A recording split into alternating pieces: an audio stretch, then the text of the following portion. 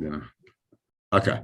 So what we will see here is we've got this Chanukah. It's all about the lights, but it's not only about the lights, as I was saying, because you've got on the one hand, you've got the miracle of the oil, and on the other hand, you've got the war.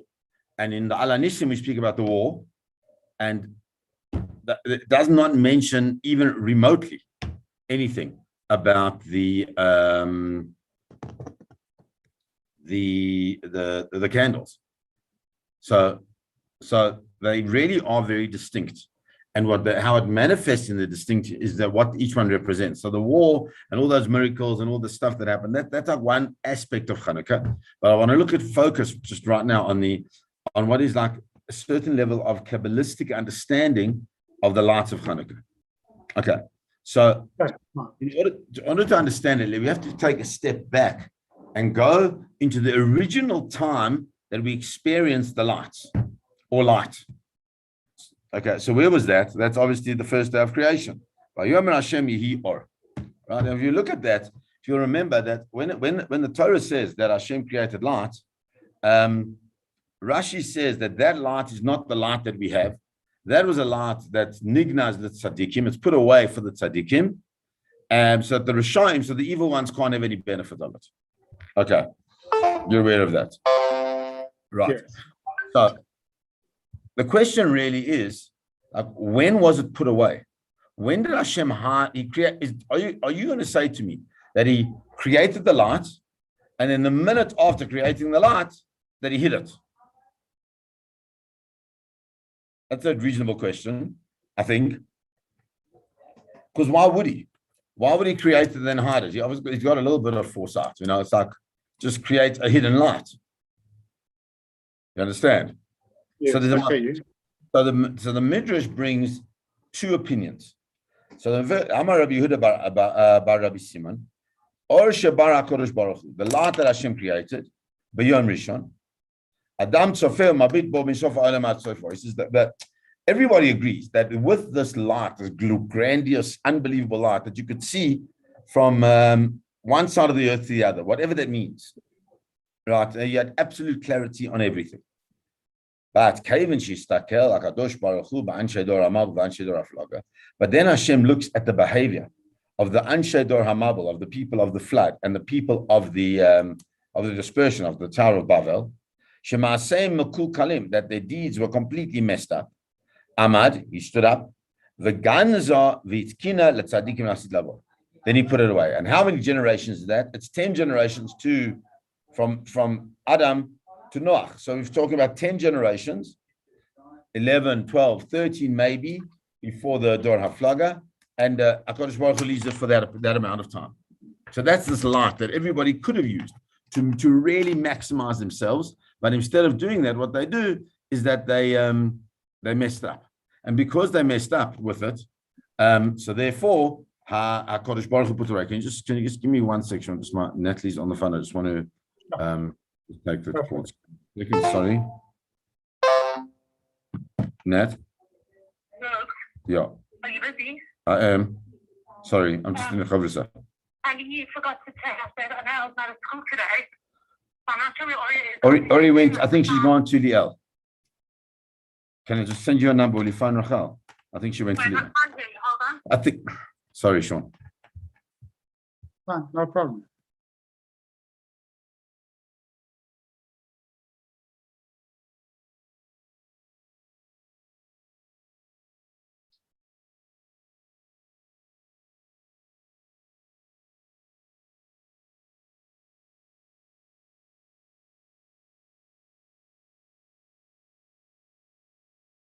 Sorry about that, Shaun. Okay, so we've got this one opinion says that it lasted for 10 generations. And then it just was taken away because Hashem saw how bad they were. Okay? Then Rabbi Levi says, and this is really the focus, I just wanted to give you the first part. But the folks, Rabbi Levi says, Hashem Rabbi Zaira, Lamed Vav Sha'ot Shim Sha'ot. He says, no, it wasn't for that long. It lasted for 36 hours. I don't know if you heard this before. 36 hours. Why 36 hours? Because when Hashem creates this light, there's no value in the light being there without anybody to use it.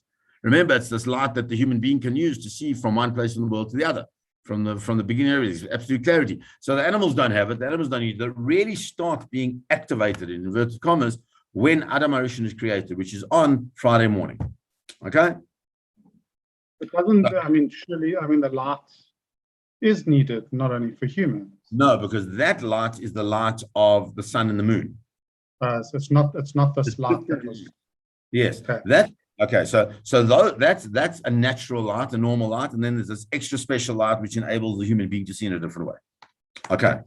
So it comes along and he says, Lamed Vav Shaot, it was there for 36 hours. Shnei Masar Shel Erev Shabbos, the first 12 Erev Shabbos. Shnei Masar Shel Leilei Shabbos, then 12 of the night of Shabbos. Shnei Masar Shel Shabbos, and the 12 of Shabbos day itself. 36 hours. Okay?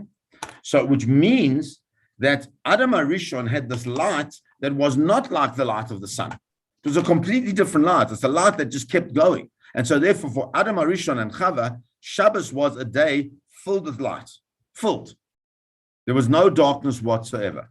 However, when HaKadosh Baruch Hu had saw the sin of Adam HaRishon, which was at midday on Friday, what he says, okay, I'm going to take away the light. It's the same thing. He saw what a human being could do. He doesn't want everybody to have this light. So he wanted to take it away, but he couldn't take it away because it's Shabbos. So the light is going to fill Shabbos. But then what happens? But now the sun starts setting. Now what had happened Erev Shabbos when the sun set didn't make a difference. Because Erev Shabbos when the sun set, this other light was still present. But now Hashem is taking away that light as well. So the sun starts setting, b'motzei Shabbos, starts getting dark. Now, can you imagine, like our kids get scared of dark. Can you imagine, you never experienced darkness before. You never experienced a lack of clarity. All of a sudden, things are getting darker. When he's Yarei Adam HaRishon, he's terrified. Doesn't know what to do. So, what did Hashem do? Zimin lo shnei ra'afim, he gave him two like flints, and he knocked them together, or, and what came out of them? You would have said fire. But he doesn't say that. He says, or, light. And he made a bracha on the light. What did he say? That's why we say Morei Morei on Motzei Shabbos. We make Havdalah because of that. Okay? So, but what's fundamental here is this issue of the light. 36 hours of light, which HaKadosh Baruch Hu then takes away. And the Baal Shem Tov says, well, where did he put it? Like, what did he do with the light? So it's all very nice. We know that he hid it. Okay? He hid it. The way that Hashem hid it, like under a rock. Remember, this is a light that the expanse of this light was the light that you could use to see from one side of the world to the other, which means it's huge. It's enormous. It's bigger than the world. You understand what I mean? So says the Baal Shem Tov. If you look at that, he says, the Hayach Ganzo, where did he put it? Oops, sorry. So Achar Shehu Or Gadol Shayama Kol Oilam. Says it's such a big light, it fills the whole world. So where can you put it? So Va'amar Hu, this is the Baal Shem Tov said, Sheganzoi Batorah. He hid it in the Torah itself. Why? How can he hide it in the Torah? The Torah is a book. He says, no, because Torah Gadol Yoter Ma'od. Kama Alfim Pamim Mina Oilam. The Torah is greater, thousands of times bigger than the world. So it can hold everything. Okay? So that we don't always realize the what's the word I'm looking for? The bigness of it. Oh God. It's it has no end. What's the word? Oh my gosh. Since COVID, I don't remember words. Infinity of the Torah there. It is so huge. It is so massive. It is so glorious that it contains everything. Umi sheloi Torah. So how do I get this light? When I learn Torah lishma, zoicha le'oraganus. Then I get the oraganus. So how do I get, where's this light? The light is vested in the learning of Torah. And when I learn Torah lishma, for the sake of learning Torah for its own sake, then I'm able to access that light. You got it. You happy with that? Fine. So let's start. So let's start there. So what we've got this. So whenever it refers to the light, it's like, it says Hashem gave him the flints and he made the light.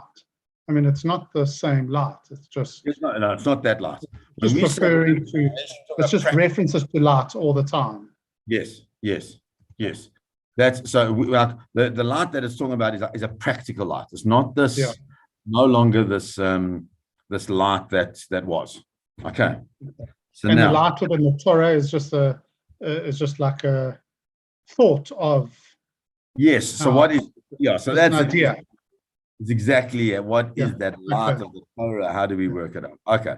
So now, having said that, and we need to ask ourselves, what does that benefit us in any way in our engagement with Chanukah? So let's just start off with one thing. How many candles do you light on Chanukah in total? We light one candle a day that we're supposed to, I think, but then we've landed up doing one for each night as well. So it lands up being one on the first night, two on the second. But as I understood it, you only have to do one per night. Yeah, not have to, because our halacha is that we paskin halacha according to the Mahadran, which means that we do 1, 2, 3, 4, 5, 6, 7, 8. Okay. It's fascinating. Fine. Okay. Fine. Okay. So if that's the case, so how many do we actually light? Let's say it that way. 36. How much? 36. 36. Yeah. No, forget about the shamas. The shamas is not counted. The shamas is not a candle.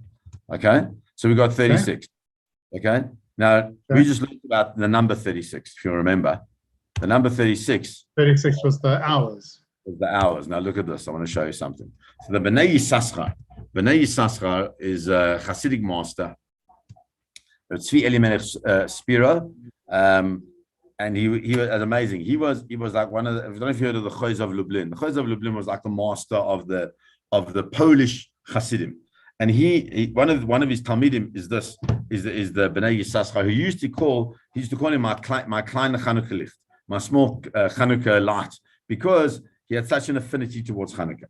Now look what he says here. He's talking about the month of Kislev.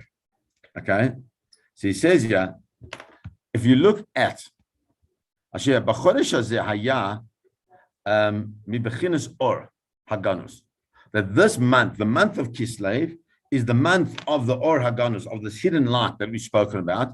Shenignaz b'Torah, that was hidden in the Torah. Now where's that from? That is the light that is in the Torah, according to where the Baal Shem Tov explained. So he's saying that that's what the month of Kislev is all about. Now look at this, because this is mind-boggling, I think. So that's why I'm sharing it with you. Okay. Says, go look at the name of the Rokeach. Rokeach was one of the great masters as well. Shit, what does he say?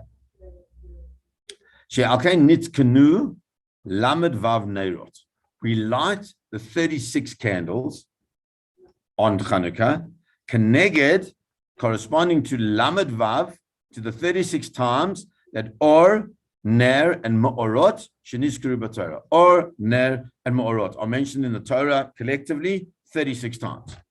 It's quite unbelievable. Firstly, I mean, the fact that he counted them is unbelievable. But it's saying as well that's where the light was hidden, in those words, in those 36 words. Correct. And that's why it says, Who remizat or aganus? And that's coming to show that those 36 times come to correspond to the 36 hours that this or was hidden from after Adam Arishon. Okay? And therefore he says, what's the name of the Chodesh? The name of the month of Chanukah is Kislev, right? I'm going to show you this. Because this is the name of the month. You can see that, right? Mm-hmm. Now, the word Chaf Samach as a shoresh means to cover. Kisa. What is it kisaing? Look at the word. Lamed Vav, which is 36. Yeah, which is 36. So therefore he says, Sha'ir ba'ar min ha'or is mekaseh b'Torah nikra Kislev. Kislev, right? He says, yeah, Kislev, the or v'ner, marot nidgaleh ha'ira b'chodesh hazeh. And it connects to the month of Tevet. Believe that for the moment. But there we can see very nice. It's an unbelievable concept. Nice. It's an unbelievable concept. So, I'm going to send this to you. Just so really that you've got clever. Because that is, do you want the Hebrew or the English? Yeah, okay, send me the English. So Sure. it's actually unbelievable that for me. So you see that we always think like I always think that all these things are so simple and everything, but they're never simple. It's never just like the okay, never just like the simple concept. So now we've got that part. Okay, now let's carry on because there's much more. There's mamish, much more. Okay, so now he says, having got that, the following. I'm in the wrong. Sorry, let me just get the right one here. Yeah. Okay. So now, having got through that, then we look and we say the following. It says, now, if that's the case, right? What is it all about? So he says, remember we said that Rashi said that the light that was set aside was for the tzaddikim la'atid lavo, for the tzaddikim for a future point in time. So it says the Bnei Yissaschar, the same thing. He says, Al Kain, karu le'amim ha'ele Chanukah, we call them Chanukah, she'chun chinuch v'hergel al la'atid, ge'ulah ha'atida.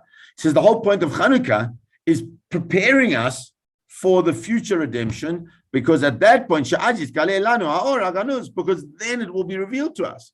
Now, we need to be able to experience these 36 lights over an intense period, which are the 36 revealed lights of the of the Torah, of the light that was hidden. Because if we don't get it, we're not going to understand. We're not going to be able to hold that light because we're unprepared. And I think that's a mind-blowing concept that we see the Chanukah lights as this nice little thing. You light it, and I don't know what you do, but you light it, and then you go and eat your latkes or go do it. Yeah. Right? But what Shaskar is saying, and it's an amazing thing about the Hasidim, they're so much more in touch with Chanukah. Because for them, those 36 lights are the ability to connect with a future space of unbelievable clarity. Right, which we I like that. That's a beautiful idea. And the fact that it's sort of like counting up. Oh, so that you get more, does very that good. also have something to do with it? Yes, I'm going to show you now. Where's the clarity? Look at this one. Let me just find it for you. Let me find this for you because this is Geschmack. Also, it's all Geschmack. I'll show you. I like this. It's really nice. Hey, this is beautiful. It's just like yeah. Now look at this. Rav Zevin says. So you ask about the lighting up, right? There's a machlokas, right? Machlokas b'Hillel by Shammai. Do you go up or do you go down? Okay. What is this whole thing of the Or HaGanuz? The Or HaGanuz is light that's been hidden, is the light that is there to go for us. For those of people who are trying to strive to connect to HaKadosh Baruch Hu in the most profound way, call those tzaddikim, versus the Rishonim, versus those who are against the will of Hashem. So says Rav Zevin, he says the following: the light of the soul needs to dwell in the far corners of man and to shed light on one's whole body. And the light of Torah needs to manifest now and in the future, in all the corners of the world, and shed light on all the causes of darkness in the universe. And fire, which Adam Harishon created, Motzei Shabbos, symbolizes burning and the destruction of evil. Fire burns the evil forces that are in the soul of man, and fire destroys the evil forces that materialize in the whole world. It's a beautiful concept. Beit Shammai and Beit Hillel are debating what the primacy of man's work is. Beit Shammai is strict. He says it's impossible for a person to be elevated to the high light unless they burn all the evil. But Beit Hillel is lenient, and he says that through the light of Torah, the darkness of evil will retreat. A little bit of light pushes out a lot of darkness by itself automatically, and the more so, a lot of light. So that's why, for him, says for us, we build up into the light, right? Because Beis Hillel are saying that you need to build up in preparation, and as you build, each time you do more and more and more, you push away more of that darkness, and ultimately you get revealed of that whole light. Whereas Beit Shammai is saying, no, you've got to just bring it like this massive bomb that just destroys everything. And once it's destroyed, every day is less and less and less stuff to destroy. But for us, if we're going to say we're trying to prepare ourselves for this geula at some point in time, it's not going to help us to suddenly just feel the light. You actually got to get used to it and slowly but surely build up to it. And that's why it says Zot Chanukah, the last day of Chanukah. It's called Zot Chanukah. This is it. This is the way we can prepare. We've been through a process of getting the light, and now on this 8th night, we feel that incredible light. We feel that light, the 36 candles, the 36 hours, the oreganos, this hidden light, and everything all comes together in a beautiful package. So I thought I'd share that with you because I think it's beautiful Really stuff. Okay, lovely. Do some people hold the other way to do 8, 7, 6? No one does. No one does. No one does. That the psak is that we do 1, 2, 3, 4, 5, 6, 7, 8. Okay. Shama held Thank you so much. It was really interesting. Great, and please God, in the merit of all of that, his neshama should have an aliyah, and you guys should get much comfort. Man. Okay, God bless you. Have a beautiful day. Thank you. You too.